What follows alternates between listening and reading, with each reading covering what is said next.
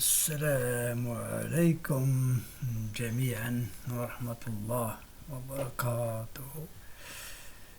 Je fais une petite vidéo explicative pour résumer comment on fait pour déterminer la fin d'un mois lunaire ou le début du mois suivant. Pour notre cas,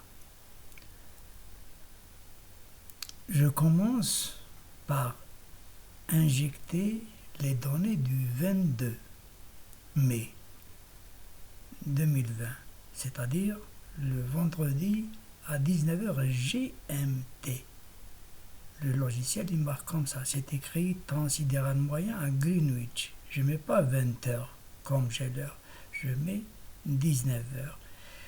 Et alors je lis les longitudes du soleil et de la lune. Je trouve qu'ils sont à 62 degrés pour le soleil et 62 degrés pour la lune. Il y a certes un petit décalage en minutes, mais les minutes ne peuvent pas compter pour l'observation, surtout pour les gens qui observent.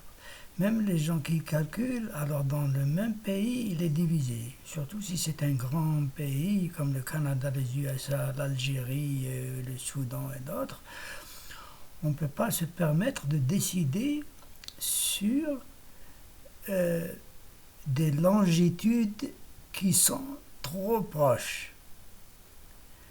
Alors, qu'est-ce que je fais? Je mets alors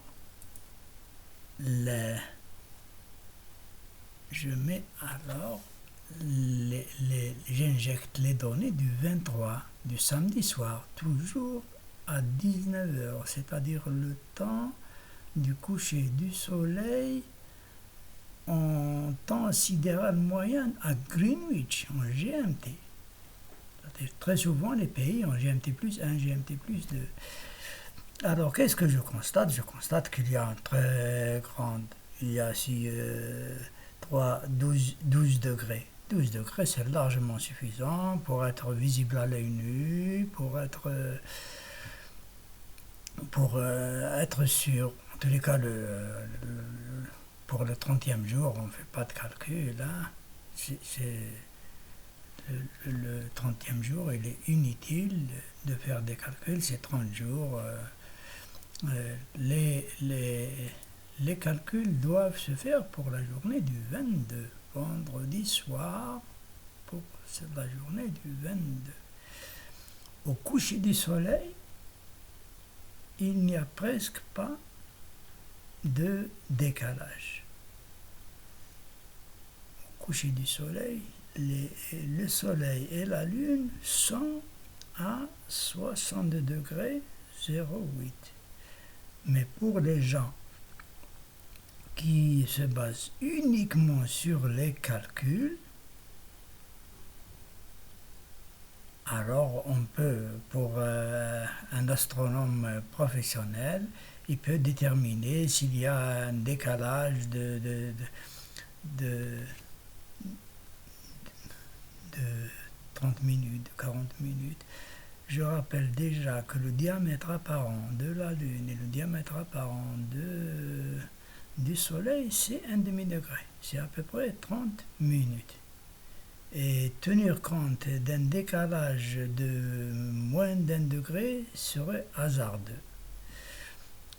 Donc la chose la plus simple, c'est de prendre le 29e jour du Ramadan au soir, on injecte l'heure exacte du coucher du soleil sur ce même logiciel, sur cette application, et on constate le décalage de longitude. Si le décalage de longitude est plus de 1 ou 2 degrés ou 3 degrés, on peut décider, même si l'observation n'est pas possible, le calcul peut le remplacer.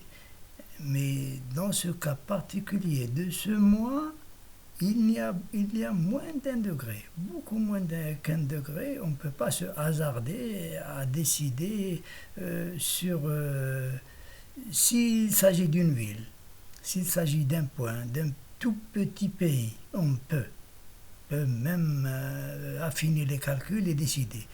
Mais pour l'ensemble d'un grand pays, il n'est pas possible. Donc le 22 à 19h GMT, au moment du coucher du soleil, le soleil et la lune seront à 62 degrés, tous les deux. Merci pour vos commentaires. Je vous dis Assalamu alaikum jami'an wa rahmatullahi wa barakatuh.